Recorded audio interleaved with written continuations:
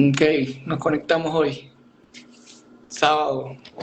La gente está esperando el partido, pero yo había coordinado con un gran amigo, un teniente, una transmisión. A ver, aquí está Javier.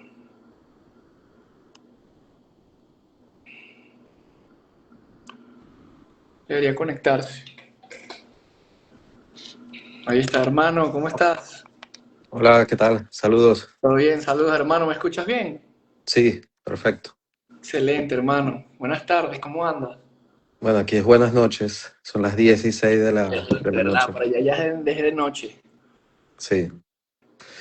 Bueno, la transmisión de hoy, eh, lo que vamos a tocar, los puntos importantes son la actuación de la Fuerza Armada con respecto a la catástrofe en Venezuela, los dos terremotos que hubieron, cómo actuaron, o sea, un ente tan importante como es la Fuerza Armada, cómo actuó en esas circunstancias. Entonces, me gustaría saber qué opinas, conocer un poco más de tu perspectiva, cómo lo ves tú. Perfecto, Y hermano. bueno, Perfecto, perfecto. Vamos a evaluarlo entonces de nuestro conocimiento y también teniendo como contraste toda la historia, ¿no? Empezando porque el terremoto no solamente sacudió la tierra en nuestro país, sino los corazones de todos los venezolanos, hermano, de todos los venezolanos que estamos en el mundo. Todos tenemos algún familiar allá. Y deja tú las propiedades que tenga la gente o el daño físico. Digo el daño humano que provocó en nuestra sociedad. Yo me siento dolido profundamente, primero, antes de hacer el análisis, para mí un sentido pésame con todos los venezolanos que perdieron la vida, hermano. Todos aquellos hermanos que ahorita no se encuentran en nuestro plano, y a todos aquellos, a sus familiares les mando mi pésame y un abrazo a la distancia para todos aquellos que hayan perdido a un hermano, a un padre, a un tío, a un hijo, empezando sí, por pues, ahí, ¿no? Y bueno, hablando como ex militar, como ex oficial del ejército, siento una profunda vergüenza por la institución, ya que empezando por las funciones que tiene dentro de lo como tal, del país, la Fuerza Armada, la reacción fue muy tardía. Estamos hablando que tardaron 36 horas en hacer un despliegue inmediato en toda la zona. Ojo, que hubo funcionarios que se encontraban, digamos, en las adyacencias del desastre y que actuaron de manera personal, eso no lo voy a desconocer. Hubo personal de la FAM, personal de la policía, que haciendo labores, digámoslo así, de seguridad ciudadana, seguridad de ruta o por estar desplegados en zonas hacia aledañas al desastre, actuaron, participaron. Ahora hablo ahora en nombre de la institución como tal. La Fuerza Armada sí actuó tarde, porque se perdió en el tiempo ese aparato de contingencia que existía en las distintas unidades. Y hago un contraste con la historia. Un señor coronel que es historiador, con el cual yo, cuando necesito refrescar parte de esos conocimientos históricos, me comparte que en el año 67, cuando fue el terremoto de Caracas, el batallón de ingeniería Avendaño número 1 se desplegó a las 2 horas del terremoto. Un teniente coronel, comandante de unidad, se desplegó con su unidad a apoyar en las zonas aledañas a lo que es Altamira, el edificio Neverí, todo ese sector, con su personal y su maquinaria y todo lo que es la parnafarnalia de la ingeniería militar, en la parte de recolección de escombros, ayuda a afectados, así de inmediato, sin pedir permiso. Porque en su momento, hasta no muy mucho tiempo, los comandantes de unidades tenían ese nivel de autonomía. No tenían que esperar la orden directa del presidente o del ministro para ellos actuar, no. Había un plan de contingencia directo donde las unidades participaban de manera, digámoslo así, autónoma en este tipo de contingencia, este tipo de desastre. No, imagínate tú, el país pasando por ese desastre natural y tú te esperar como comandante de unidad a que el ministro te dé la orden de moverte. Así se ha perdido la autonomía de las unidades. Entonces la Fuerza Armada no aprovechó primero el momentum que se necesitaba para llegar en apoyo, en esos apoyos humanitarios, porque se está hablando de vidas. Estamos hablando de gente que el tiempo corre y la Claro, gente no va a esperar una orden de un ministro para ser salvados, ¿no? El alto mando se tardó demasiado. Entonces, ahí hay una demostración no solamente de ineptitud, sino de la pérdida del interés en cuanto a sus verdaderas funciones. O sea, se desprofesionalizó la institución de una forma en la cual un comandante de unidad, un comandante de brigada, tiene que esperar una orden presidencial para actuar ante la catástrofe. Eso no es ser profesional. Eso, empezando por allí. Luego sí, vemos que la Fuerza Armada hace énfasis en un aparato de propaganda que le haga demostrarle ante la opinión pública de que ellos están ayudando. Vuelvo y repito y recojo un poco las palabras. Que hayan funcionarios que de su corazón, que de su actuación personal hayan tenido la intención de colaborar, eso es totalmente válido, eso es cierto. Hay sargentos, oficiales, hay soldados, hay gente que ha tenido la voluntad de ir a hacer el apoyo, de ir a meterse en los escombros, de ir a ayudar. Eso no lo voy a desconocer. Ahora hablo de la actuación de la institución en sí, de la forma en la que el alto mando, o sea, el comando del componente ejército, del componente guardia, armada, aviación, CEOFAM, Ministerio de la Defensa propiamente dicho, actuó en correspondencia con el desastre. Fue tardío, fue demasiado tardío. ¿Hay cuántas personas pudieron haber sido salvadas si se hubiese desplegado el personal correspondiente en el momento preciso? Entonces, es triste y lamentable tener esa raya, esa marca que tenemos, porque eso es como una cicatriz de guerra que tiene todo aquel que haya sido militar en Venezuela, eso te persigue.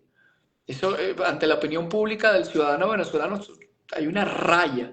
Independientemente de que tú y yo que estamos de este lado, principalmente tú que has sido víctima directa del aparato de represión y de tortura, y de todo lo que te hicieron con todo eso, es decir, fui militar en Venezuela, ya a oídos de cualquier persona, es una raya. Entonces, ¿qué más podemos agregar, hermano? Aquí en esta cuenta que tú la conoces de Cadete Irreverente, hacemos joda, la verdad.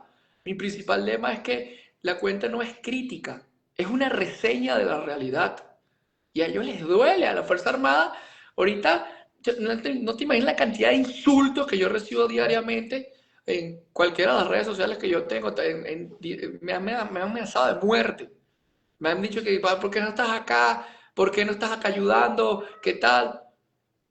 Porque hay un aparato de dogmatización tan profundo que escala hasta el último, digámoslo, puesto de la Fuerza Armada, hasta el último soldado que está allí, le llega ese mensaje ideológico de decir, nosotros estamos haciendo las cosas bien. No, la gente nos odia porque hay una campaña del extranjero de dañar la imagen de la Fuerza Armada. Cuando la misma ciudadanía es la que está haciendo el trabajo de comunicar al mundo, como por ejemplo, voy a tocar lo más delicado, y para luego darte el pase para nuevas preguntas. Lo mm, más delicado que yo vi fue la parte del saqueo dentro de los escombros, hermano. Una cosa que quieren tapar, como que no, esto no pasó, esto no está pasando. Se están viendo individuos de la Fuerza Armada que dentro de todo este desastre está haciendo un botín de guerra en esos escombros. Se han llevado lavadoras, neveras, han encontrado cajitas fuertes con dinero, han encontrado billetes en efectivo. Imagínate tú, dentro de todo este desastre, agarrar y encontrar dentro de los cadáveres, dentro de los escombros, dinero y agarrarlo. Lo que se pueda, se lo lleva. Y habrá acá entre las 13 personas que estén acá, uno que otro infiltrado, uno que otro que estará para el morbo. Y en el fondo no sé si les da pena. O sea, no les da pena participar en ese tipo de actuaciones. Pero es que, ¿cómo no esperar de ellos eso cuando se les ha dado un hueso, una arepa fría, una arepa cruda, un arroz con sardina por tanto tiempo? A la gente le han destruido la psique. O sea, en los cuarteles hay un samureo, hay una actitud de estar pendiente de qué agarro, qué recojo, qué puedo ganar, porque no les dan nada. Y aún así ellos siguen apoyando el sistema, yo no entiendo, de verdad. Es Sí. algo que a veces me llena de desilusión en decir, ¿será que es la misma sociedad venezolana? Es, no sé, algo más esotérico, algo mental, algo que está pasando en nuestra mente, en los venezolanos. ¿Cómo es capaz que una persona que se ponga el uniforme tenga la actuación de un criminal? No me hace sentido a veces, hermano. Sí, bueno, hay que entender también que estamos en presencia de una empresa criminal, o sea, el Estado venezolano lo gobierna, son criminales, ¿vale? Correcto. No es, no es un sistema ideológico que te viene a inculcar, no, no, no, eso es parte de adoctrinamiento, eso es un camuflaje, ¿verdad? Un camuflaje para delinquir. O sea, lo que ha hecho el Estado venezolano es buscar un ideal europeo, en este caso el comunismo o socialismo, una cosa extraña, e implementarlo en Venezuela. Y una vez que lo implementas en Venezuela, pues yo quiero el poder, voy a controlar la Fuerza Armada, pero voy a hacer lo que a mí me da la gana como criminal, ¿verdad? Y por eso es que cuando una persona lo insulta, lo agrede a ese tipo de ente, pues está perfecto, porque al criminal nunca hay que tratarlo de mi amor, cariño, una flor. No, un criminal nunca se puede tratar así. Y cuando tú cometes un crimen, o sea, sucesivamente, y no pagas, ¿verdad? Por tu crimen, tu delito, entonces el cerebro, ¿verdad? Se va adaptando y va diciendo, bueno, esto ya es normal, se normalizó y yo sigo cometiendo otro delito, corrupción, de todo, de todo. Ahora, la Fuerza Armada como tal. La Fuerza Armada ha hecho un papel en este caso, los terremotos, brillante para el gobierno. ¿Por qué? O sea, vamos a retener a la Fuerza Armada, que los odien, ¿verdad? Esa es la intención de ellos. Vamos a hacer que odien a la Fuerza Armada. ¿Para qué? Bueno, 3 días después los soltaré y bueno, ahí solté los héroes. Cuando el comando, todas las tropas, el profesional, todo, se regrese, ¿verdad? Ustedes son héroes. Ellos no los quieren, ellos los odian, pero nosotros sí, nosotros los queremos. ¿Sí me entiendes? Es igual Claro. que el terremoto, que las viviendas que hicieron, todo aquello. O sea, siempre hay algo atrás. Te doy el veneno, pero corro rápido, empujo a todo el mundo para darte la cura. ¿Me entiendes? Correcto. O sea, así trabaja la Fuerza Armada. Ahora te pregunto, eh, en este caso, la situación de emergencia sanitaria, o sea, se está tirando escombros al ecosistema, al mar. Bueno, saqueos, ya lo has dicho, la cantidad de muertos que nadie los reclama, la presencia de unidades militares de otros países. Ahora, ¿qué viene? ¿Qué piensas tú que viene ahora? Escuchar, hermano, yo digo que en Venezuela hay un caldo de cultivo perfecto para un caos generalizado que está contenido primordialmente porque el régimen es un agente manipulador del caos. Ellos saben controlar el caos, ellos viven del caos, porque eso le permite a ellos justificar el control social, ¿no?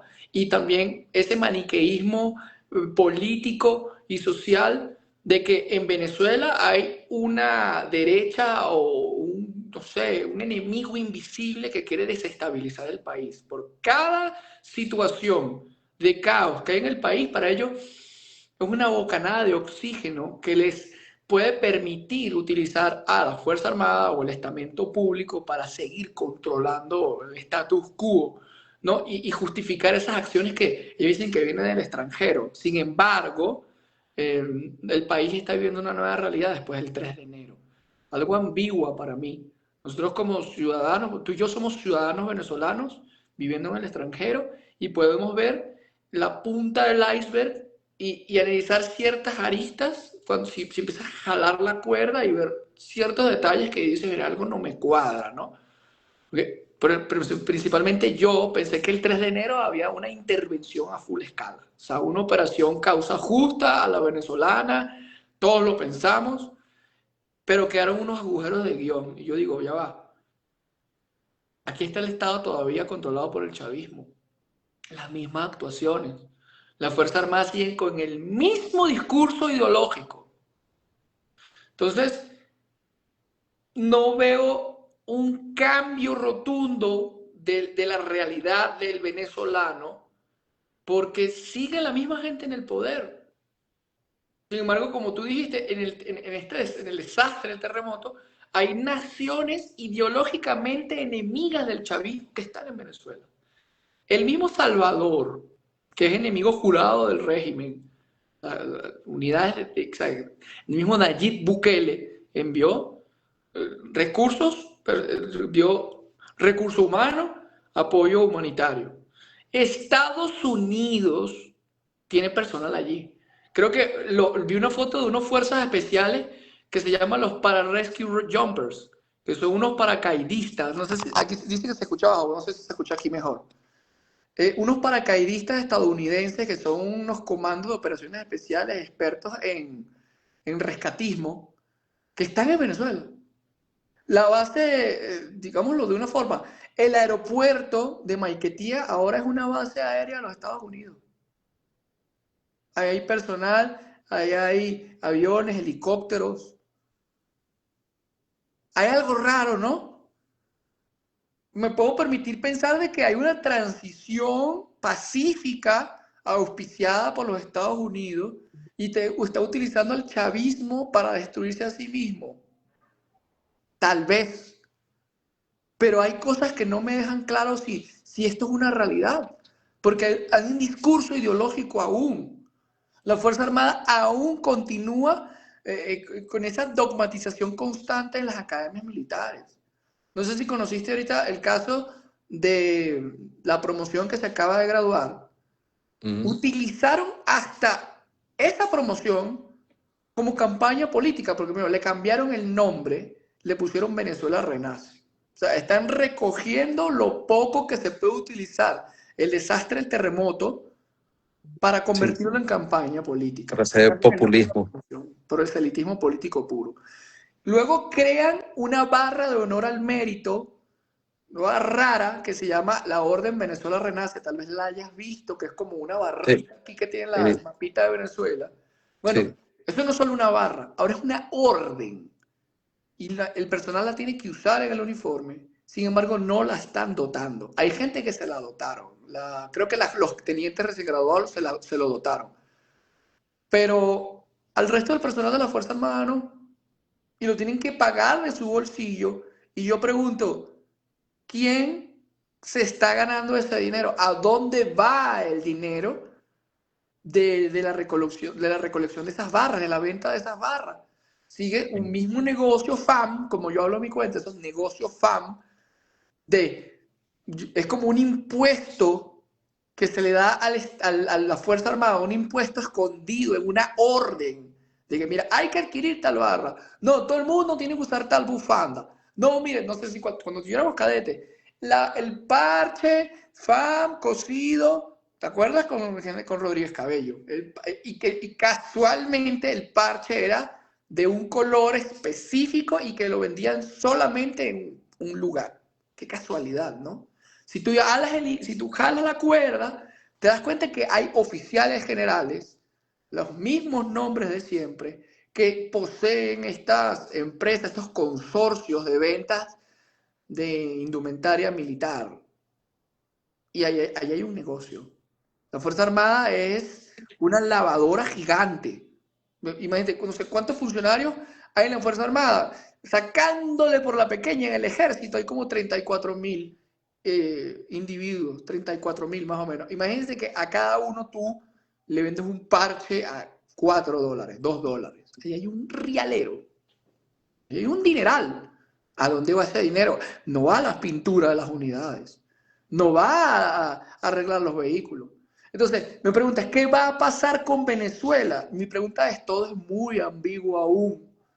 Todo es muy ambiguo. No voy aquí a caer en un escenario fatalista de pensar de que no hay un cambio. O sea, se están dando cambios, empezando que hubo una extracción, los Estados Unidos están en Venezuela y un par de contar de cosas, pero aún hay un aftermath, hay unas consecuencias, un efecto estilo bola de nieve que se sigue agrandando por 27 años de destrucción del Estado, de usurpación de las funciones del Estado, de las instituciones públicas, de la Fuerza Armada, de los partidos, de la ciudadanía. Yo digo que tengo no esperanza, a mí detesto esa palabra, porque la esperanza es una espera porque algo bueno va a pasar, pero tal vez no pase. Tener esperanza es contraproducente para el ser humano, porque estás, digámoslo así, a la espera de que algo ocurra y tal vez no ocurra. Por eso, Claro, es una ilusión. pero es una ilusión mental. En cambio, yo prefiero tener optimismo. Soy optimista, inclusive ante todo este escenario, porque incluso con todo lo que está pasando, yo tengo mis planes. Tú tienes los tuyos y toda la sociedad venezolana decente sigue con sus planes de participar en la reconstrucción del país, independientemente de las circunstancias. Hay que ser optimista y saber que nuestro momento está cerca. Un momento que se entiende no como estar en algún cargo político o tener alguna cuota de poder. No. O sea, lo veo como un momento perfecto para dar el ejemplo como generación. O sea, de ser parte de una sociedad venezolana, una ciudadanía venezolana que dé el ejemplo frente a sus hijos, frente a sus vecinos, con su trabajo, con su chamba que le corresponde, así sea un militar, así sea un doctor, un profesor, cualquiera.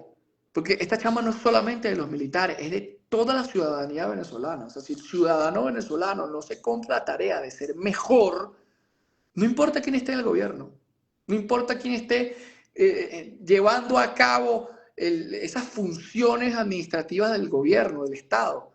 También hay una cosa de responsabilidad de la sociedad. Es más, No.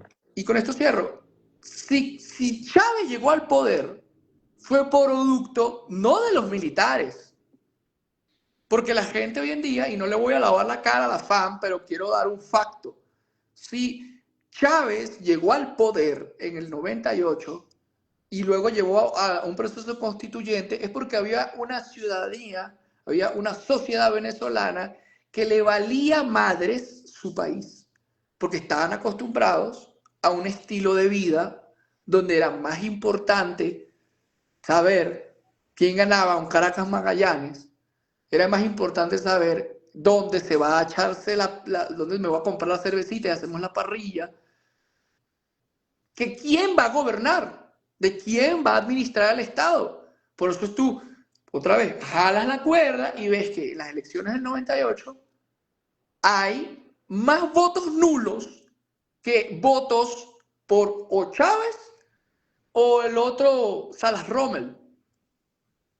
¿Cómo vamos a surgir como sociedad si el ciudadano no se preocupa por su país? Y esto no es poner su uniforme de Simón Bolívar y se crecen más patriotas. No, es el respeto a la ley, es el conocimiento de tus deberes y el respeto del derecho personal y el de los demás. Por eso, ¿qué va a pasar con Venezuela? Esto depende de nosotros. No puedo tener una bola de cristal, el venezolano no puede esperar un análisis estilo bola de cristal que diga, bueno, yo percibo que Venezuela va a pasar por un proceso. No, es demasiado ambiguo dar esa respuesta porque todo depende de una actuación colectiva que se resume en actuaciones individuales. Si personalmente cada individuo pone su grano de arena como ciudadano, se suma para crear una gran acción colectiva que cambia el país. Claro. Prostitución dentro de la Fuerza Armada, corrupción, lavadora, como tú lo has llamado, ideología, adoctrinamiento, eh, dejadez. Yo veo los uniformes ahora en lo que es lástima. O sea, veo, o sea, lo de cadete ha quedado atrás. Ya un cadete no representa nada ahorita. La Nada. moral venezolana está por lo bajo, muy abajo de lo normal. ¿Cómo se puede reconstruir esa Fuerza Armada? Mira, yo creo, mejor dicho, no creo, estoy convencido de que la refundación de la Fuerza Armada puede ser la cuna para el nacimiento de una nueva Venezuela. Y eso ni siquiera es en la academia militar. La academia militar es parte del cambio, una reconstrucción de una nueva doctrina, equipamiento, logística. Todo eso es importante, pero yo creo que tiene que nacer un nuevo pensamiento militar venezolano que sea, mira lo amigo de esto, que sea alejado de lo militar y sea más enfocado en lo ciudadano. Estilo más o menos como pasó en Alemania en la Segunda Guerra Mundial. O sea, cuando terminó la Segunda Guerra Mundial, fue un trabajo para los aliados refundar una nueva institución militar para mantener el orden dentro de Alemania, propiamente dicho. Alemania ha quedado destruida.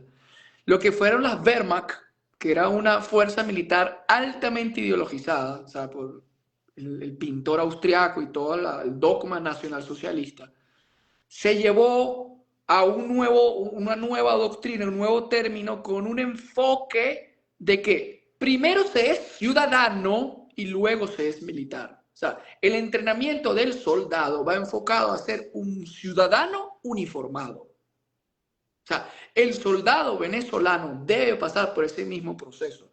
El que va a prestar servicio militar no tiene que ir pensando en que va a ser 100% militar. En funciones, sí, uniforme, el adiestramiento, el empleo de las armas, el empleo del entrenamiento, toda la gama de cosas castrenses, sí. Pero aquí es un ciudadano venezolano. Es más, el artículo número 4 del Código de Honor es una luz.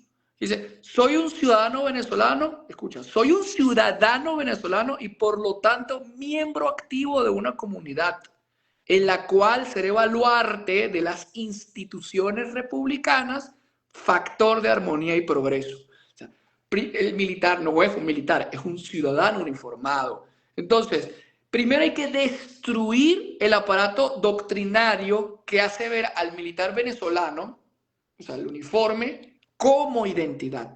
Eso se tiene que eliminar. El uniforme militar es servicio. Como, como esa bata que se podría poner un médico, como ese traje de carnicero, o sea, es algo práctico, porque lo que hace al militar es su conocimiento, la forma en la que actúa. Empezando por allí, tiene que haber una modificación de la Constitución, tiene que haber una modificación de la ley para que haya un fomento de esto, ¿no? O sea, la Fuerza Armada tiene que pasar por un proceso que las funciones constitucionales deben cambiar al 100%. Y debe haber, a mi criterio, tal vez otros lo verán como algo muy fuerte, pero tiene que haber un servicio militar obligatorio, de algún modo. Servicio militar obligatorio. No estoy hablando de reclutamiento, no de reclutamiento forzado. Servicio militar obligatorio donde el ciudadano venezolano a los 18 años tiene que presentarse por propia voluntad. Y lo que nos va a sostener para que esto ocurra es que la reforma no debe ser solo militar, sino educativa. Se tiene que cambiar el aparato educativo del país al 100%, desde preescolar, primaria, bachillerato. Eso es fundamental. Es más, el cambio de la Fuerza Armada está ligado al cambio social, porque la Fuerza Armada recoge a los venezolanos, o sea, los que integran a la Fuerza Armada son venezolanos que vienen del mundo civil, ingresan a la Fuerza Armada. Hay que mejorar ese previo, ese hombre que va a integrar a la Fuerza Armada, darle los mecanismos educativos, darle la motivación para que al ingresar a la Fuerza Armada, o sea, el soldado venezolano emule a un soldado israelí. como dijeron acá abajo en los comentarios, a mí me encanta la doctrina de Israel. La doctrina israelí, el soldado cuando va a hacer esto tiene un nombre, cuando los judíos van a presentar su servicio, creo, no recuerdo exactamente el nombre, pero ellos cuando van a presentar su servicio se les da la ciudadanía, ellos se adiestran al punto de que en un año puedes ser sargento ya. Y agárrate un sargento israelí para que veas que sabe. Y para ir ascendiendo, tienes que ir presentando pruebas físicas. Es más, hay una prueba para el grado y cargo que debes tener. Es más, hay un curso. Si tú vas a ser comandante de una compañía, tienes que hacer el curso de comandante de compañía. No es como en Venezuela, que llegó un teniente, un batallón. Ah, venga, teniente. Entonces no hay capitanes. El teniente de Jara, comandante de la primera compañía. Plaza vacante. En Israel no es así. En Israel tú vas a ser comandante de compañía y tú tienes que hacer el curso de comandantes de compañía. Y allá tú, si raspas el curso, no puedes comandar una compañía. Entonces, la reestructuración de la Fuerza Armada comienza con algunos aspectos abstractos, pero muy importantes, que son el cambio del sistema educativo, todo lo que son estos artículos de la Constitución que le dan rango y valor a las funciones de la Fuerza Armada. Esto es la parte legal y el soporte ideológico, el soporte de lo que tiene que tener el militar en la cabeza. Y luego nos vamos a la parte más material. Para mí hay que abolir todo el sistema militar antiguo, empezando por hasta el nombre de la institución. Debe acabarse ese nombre de Fuerza Armada Nacional Bolivariana, debe erradicarse. Ni siquiera la palabra Fuerza Armada se debe usar, porque hace apología al pasado oscuro que vivimos. Se debe llamar Fuerzas de Defensa, las FDB, Fuerza de Defensa de Venezuela, o FSB, la Fuerza de Seguridad Venezolana. Ahí se hará un compendio de ideas con las personas adecuadas, pero se debe cambiar el nombre. Se debe erradicar el concepto ejército, armada, aviación, ya no sirve para lo que nosotros necesitamos. Sería crear como un cuerpo de seguridad con funciones que en vez de ser de forma y de mucha parnafarnalia de forma y colores, sea más de funciones y un buen entrenamiento. Habría que crear unidades militares dentro de las regiones más vulnerables y desconcentrar las ciudades, que lo que sea fuerte de una debe desaparecer. O sea, a mí no suma nada al país un batallón Bolívar en Caracas. No suma nada. Un batallón de ingenieros en Caracas. No suma nada, no hace nada ahí. Tienen que haber, a mi criterio, unas macrounidades, emulando así urras, como una urra, o sea, unas macrounidades de combate que compongan fuerzas especiales, infantería, infantería mecanizada, unidades, se deben crear unidades adaptadas a la nueva doctrina militar, unidades de drones, y que estén en las zonas fronterizas. Zulia, las zonas militarizadas deben ser Zulia, Táchira, Apure, Amazonas y Estado Bolívar. Toda esta zona es la que debe componer las unidades militares. De resto, esto va ligado también, de repente no es Fuerza Armada, pero el resto de la seguridad del país debe estar a manos de una policía. Policías estatales, policías municipales, con un buen adiestramiento, una buena capacitación. Es más, hay que crear una academia militar, una academia de policías. Sea mínimo 5 años en donde sea egresado un policía con título de abogado, donde el policía tenga una formación jurídica de base, el policía viene con una preparación como un estilo abogado, y una formación castrense, una formación militar, donde el policía sea un comando, aprenda todo sobre armas, aprenda sobre explosivos, aprenda sobre el primeros auxilios, aprenda sobre el rescatismo. O sea, que un policía venezolano tenga capacitación en el ámbito jurídico, el rescate, en el ámbito de las armas, en el ámbito psicológico, el trato con la ciudadanía. Es más, un año completo de ese curso, de esa preparación, debe ser una pasantía como alférez de policías en la policía ya en el campo. Unas pasantías donde ellos aprendan el trato a la ciudadanía.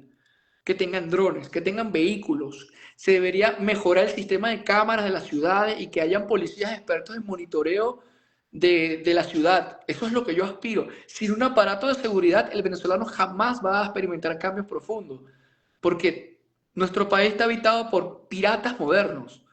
de todos los niveles, desde el malandro del Tren de Aragua hasta los consorcios de lavado de dinero hasta internacionales que se están inmiscuidos en el aparato de corrupción del Estado. Sí, más bien Los iraníes, el todo. O sea, eso si es tú, terrible. si tú Entonces, eres criminal, te vas a Venezuela. O sea, en mi país no puedo estar, voy a ir a Venezuela. O sea, esa es la mentalidad de criminal de que casi todo el mundo, no voy a decir Latinoamérica, sino de todo el mundo. Ahora tú me estás hablando de servicios. Bueno, servicios quiere decir servir. Entonces el militar venezolano no sirve al pueblo, sirve al gobierno. ¿Sí me entiendes? Que correcto. es, como lo he dicho, no es un gobierno, es una empresa criminal. Ahora bien, volviendo al terremoto de Venezuela, la gente está durmiendo en campamentos. Los animales lo han colocado en jaulas, ¿verdad? Todos juntos como hermanos, macho, hembra, o sea, los animales que han sufrido un trauma, ¿me entiendes? Perros, gatos, todos juntos como hermanos, todos lo han puesto ahí. La gente igual, niños, madres, personas con trauma, todas juntas, a dormir juntas. O sea, ¿qué es esto? ¿Qué hay allí? Bueno, ¿Qué es hay esto? Es una falta de respeto, por lo menos en estos países, por lo menos aquí en Holanda, sucede una eventualidad de esa manera. ¿Qué hacen? Pues toman los hoteles. Fácil. El gobierno dice, hoteles, vamos. Eso lo paga el Estado. Pero la gente no puede vivir así, en esa condición. Y menos si tienes una niña. ¿Me entiendes? por supuesto. Y bueno, lo de los animales tristes, primero es la gente, primero vamos a resguardar a la gente y después los animales. Pero sinceramente es muy triste cómo están tratando esas criaturas que han sufrido un trauma. ¿Qué me dices tú? Bueno, hermano, es un sistema de control de daños que no es de esperar, no es de sorprenderse cuando tenemos, como tú dices, un estado criminal que es como un techo con huecos. Cuando llueve, se cuela el agua. Cuando hay digámoslo así, un desastre natural de esta magnitud, ellos no tienen los mecanismos para manejar esto. Y como hay un trasfondo de propaganda detrás de todo, como ellos realmente no les importa a la gente, ellos les importa el qué dirán de su gestión. Ellos necesitan concentrar la mayor cantidad de afectados en un solo lugar para monitorizar que no hayan personas o hablando con medios internacionales para que individuos que valientemente se arriesgan a grabar el desastre, a hacer prensa internacional, no terminen mostrando una realidad tan cruda que parte el alma ver cómo nuestros hermanos venezolanos, como dices tú, están durmiendo en carpas, están durmiendo en el piso, están bañándose en tobos, están, mira, destruido su calidad de vida. Si ya era mala, porque muchas de las personas que vivían en La Guaira, en estas zonas del desastre, ya su casa era una miseria, porque vivían el desastre venezolano de depender de una bolsa de comida, de la inflación constante, de la pérdida de la modernización, de todo. Entonces, imagínate tú estar en una casa sin comida a pasar a una carpa sin comida. Entonces, ¿qué pasa? Hermano, no es de esperar que ineptos hagan ineptitudes. O sea, el Estado no tiene la capacidad para hacer esto porque se ha rodeado de gente que no sabe gestionar estos daños. Es gente que está puesta en cargos por el nivel de lealtad.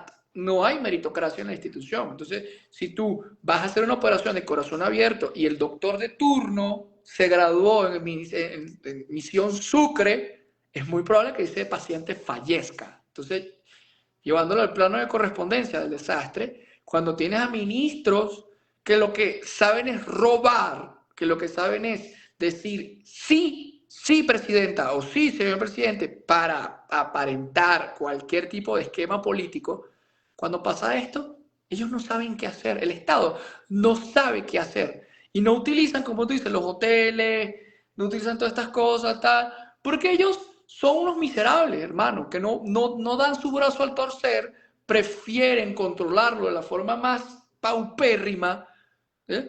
que utilizar su propia infraestructura porque es costo, es gasto. O sea, esa infraestructura generaría un gasto para ellos.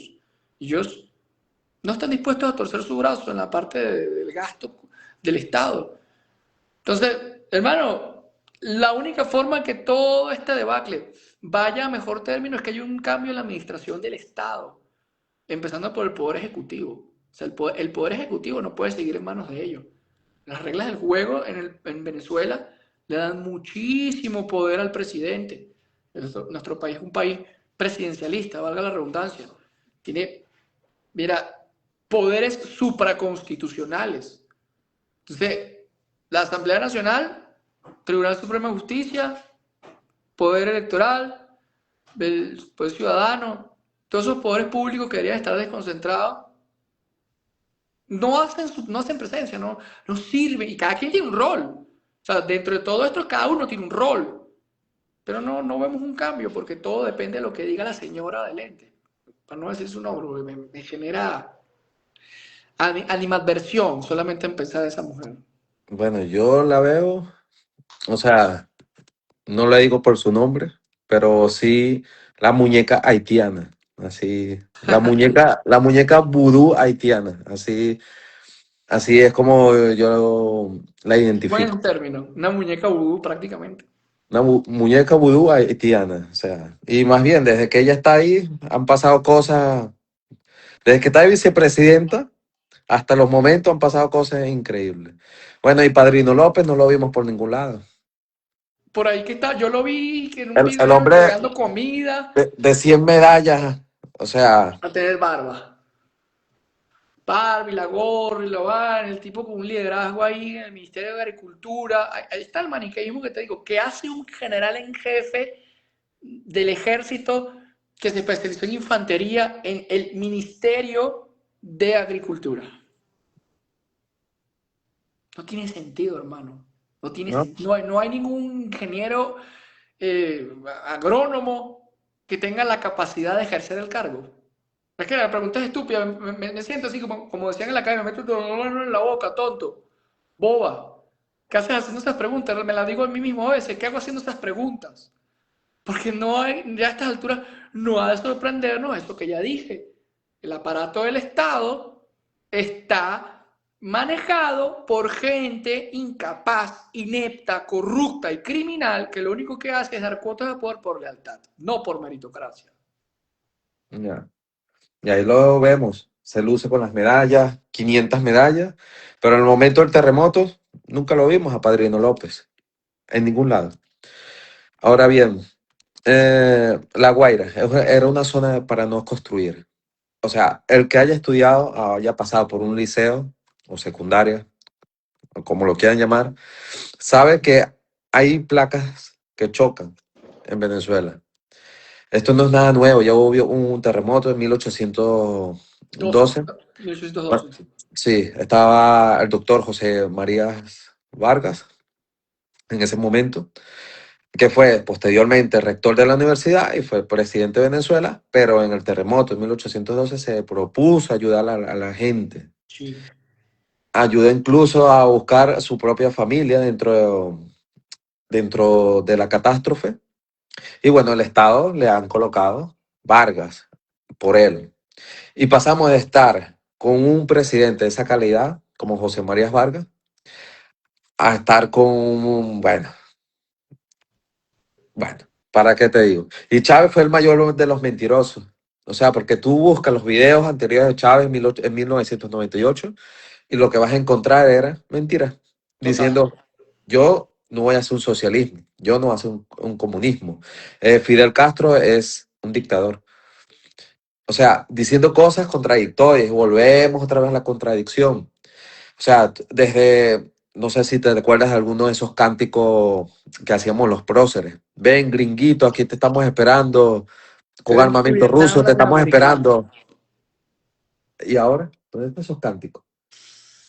Hermano, mira, Contra la el... historia la acabas de decir perfecto. O sea, el primer desastre natural que vivió la República de Venezuela fue en la Primera República, propiamente dicho, y ya se politizó en su momento ese desastre cuando, o sea, la iglesia empleó el terremoto como una campaña para, ¿sabes? Una campaña de terrorismo mediático de la época, metiéndole en la cabeza a los caraqueños de su época, de la época, que era un castigo divino por sublevarse a la corona española, ¿no? Entonces, los desastres naturales en Venezuela se han utilizado como campaña mediática desde siempre.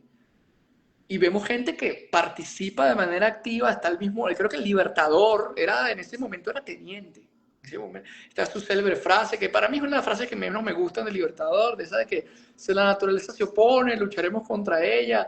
Tal vez está descontextualizada. Muchas frases de Bolívar fueron recogidas por otras personas. No podría saber yo de dónde, a qué pertenece realmente, habría que evaluarla filosóficamente, qué significa eso. Tal vez era también parte de una campaña mediática republicana, porque si dice, si la naturaleza se opone, lucharemos contra ella, recordando que el terremoto fue utilizado por los realistas para sofocar el movimiento patriota. Pero Bolívar, siendo un masón, siendo un hombre moderno, moderno para la época, sabía que era manipulación. Entonces, ¿cómo Dios va a castigar a una nación que grita por ser liberada, ¿no? Y luego, posteriormente, bueno, en la historia de Venezuela llegaría, se vería ese ímpetu de los militares de querer tener el poder, cuando el mismo José María Vargas, que mira, hubiese sido un gran presidente para el país, pero él fue depuesto por una revolución, si no me equivoco fue la revolución de las reformas, que fue una revolución llevada por militares, en Santiago Mariño y otros próceres de la independencia, que ya eran militares de ese ejército que se desfragmentó después de la caída de la que fue la Gran Colombia, en 1830, cuando se separa la Gran Colombia, el ejército libertador fue disuelto. Y luego, posteriormente, Venezuela caería en manos de una campaña, o mejor dicho, de una lucha de poderes entre conservadores y posterior liberales, que llevaría al poder después a Guzmán Blanco, o llevaría una guerra civil. Pero regresando a Vargas, Vargas fue tumbado por militares. ¿Por qué no? Porque va a gobernar un civil. Y luego años después, lucha de poder. Tú ves todos los presidentes del siglo XIX son militares. Y luego, o sea, el último presidente militar de Venezuela fue Marcos Pérez Jiménez. Y cuando un civil llegó al poder, otra vez, Rómulo Gallego fue tumbado por militares. Entonces, luego llevaría después Juan Vicente, Marcos Pérez Jiménez, cuando Marcos Pérez Jiménez se va, llega, digamos, el poder civil. ¿Pero qué crees? Los civiles no lo hicieron bien tampoco. Entonces tú te pones a ver, si los militares no hicieron bien el trabajo, y cuando tocó el momento de los civiles no hicieron bien el trabajo, entonces ya no se trata de que si son civiles o militares. Se trata de como una bacteria ideológica dentro del esquema de poder del venezolano. Porque nuestro país está repleto de facciones de poder. Los que están en el cargo se hacen llamar nacionalistas, pero en nuestro país yo creo que aún no ha superado el caudillismo. Solamente que ya no es un caudillo de armas, ahora hay como un caudillaje económico, un caudillaje de control de las regiones, control económico, como dije. Y llegamos a Chávez, Chávez es un caudillo más. Chávez es el heredero directo de las políticas de Boves. Si tú agarras la forma en la que Chávez llega al poder y maneja el poder, tenemos a José Tomás Boves, no Bolívar, a Boves, prometiendo dádivas, creando una lucha de clases, utilizando al pueblo más desprovisto de conocimientos para convertirlo en una masa no crítica que luche por unos valores, por un sentimiento o sea, por algún tipo de justificación racial o económica, o sea, los pobres luchando en contra de los ricos. Lo mismo lo hizo Boves. Boves puso a todo ese grupo de mestizos que no fueron admitidos en las fuerzas republicanas para la Segunda República, fueron admitidos en las tropas de Boves. Y esto pusieron a correr al mismo Bolívar. Bueno, hoy por eso vemos al venezolano decente desplazado de la vida pública por un caudillaje, un bandidaje, igual como en su momento Boves puso a correr a los republicanos y provocó una emigración a Oriente, hermano. Es una réplica de la historia impresionante, como ese caudillaje, cualquier hombre que tenga la capacidad verbal, la capacidad de manipular masas, destruye el país, lo resetea. Eso es lo que Mm. tenemos hoy. Y Chávez, bueno, Chávez no está, pero su alma ronda por el país, esa misma manipulación popular. Chávez lleva a Maduro y luego a Maduro ahorita a Delcy. Y si la sociedad venezolana no se pone las pilas, Delcy puede durar el doble de lo que duraron Maduro y Chávez. Yo no desconozco eso. Sí, o sea, si vamos a Irak, o sea, sacaron a Saddam Hussein, ¿y quién quedó? ¿Sí me entiendes? Entonces, lo mismo ha pasado en Afganistán, también, lo mismo. Se fueron los Estados Unidos y quedaron los talibanes, o sea, se tiene que limpiar y la Fuerza Armada tiene que contribuir para esto. O sea, para la transformación tiene que tomar control la Fuerza Armada, que no lo ha hecho. Sí. La, o sea, la falta de unión entre cívico-militar tampoco se ha hecho. Nunca vimos, no, en todos estos 26 años, la única vez que lo vimos fue en el 2002, cívico-militar, que se trabajó conjunto, pero Correcto. ya no. Bueno, ya para finalizar, Claro. eh, hablaste de Bolívar, hablaste de Boves. ¿Cómo tú ves a Simón Bolívar después de estos 26 años que han pasado?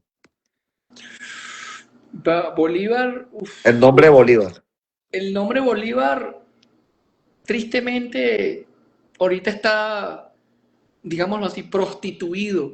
Y perdón que utilice esta palabra que es un poco escatológica, porque se ha utilizado su nombre para ganar adeptos ideológicos, para convertir a un movimiento político digámoslo así, en el dueño de la historia de Venezuela. O sea, el régimen se apropió del nombre del Libertador para hacer proselitismo político.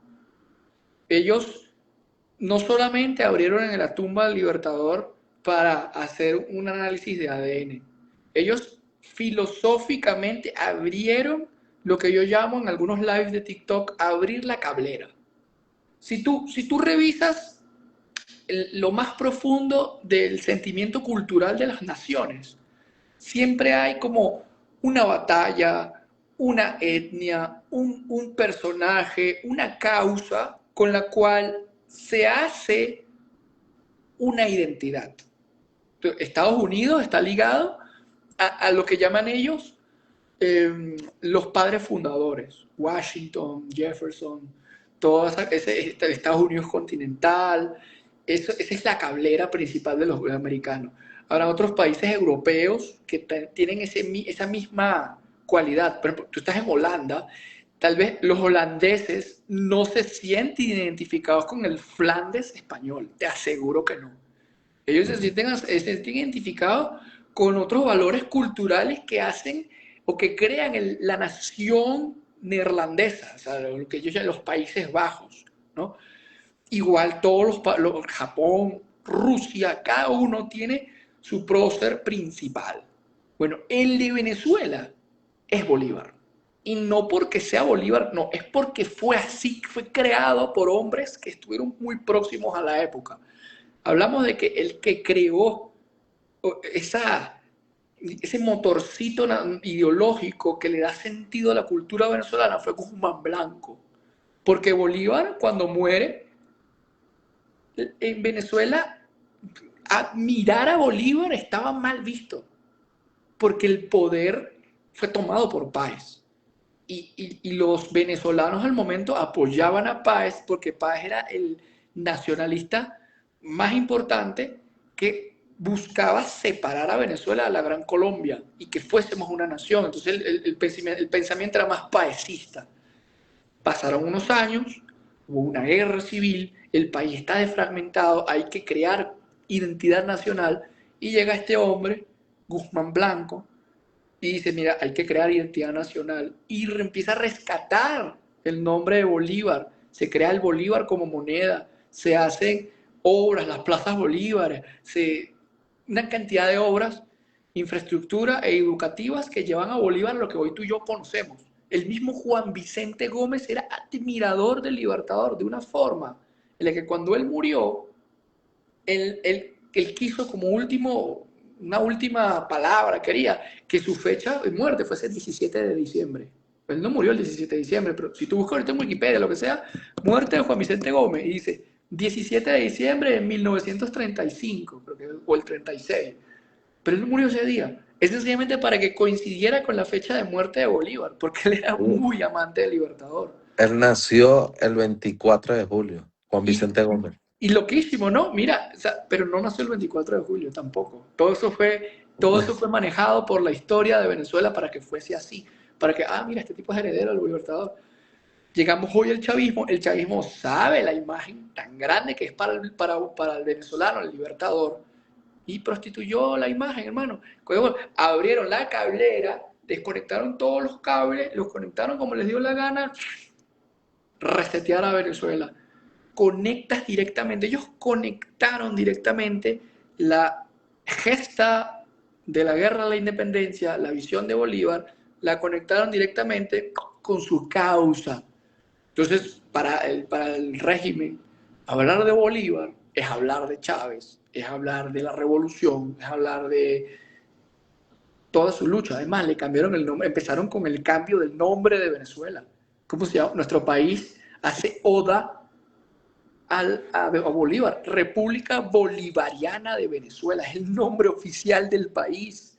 Entonces, ¿qué pienso yo? ¿Qué debemos hacer?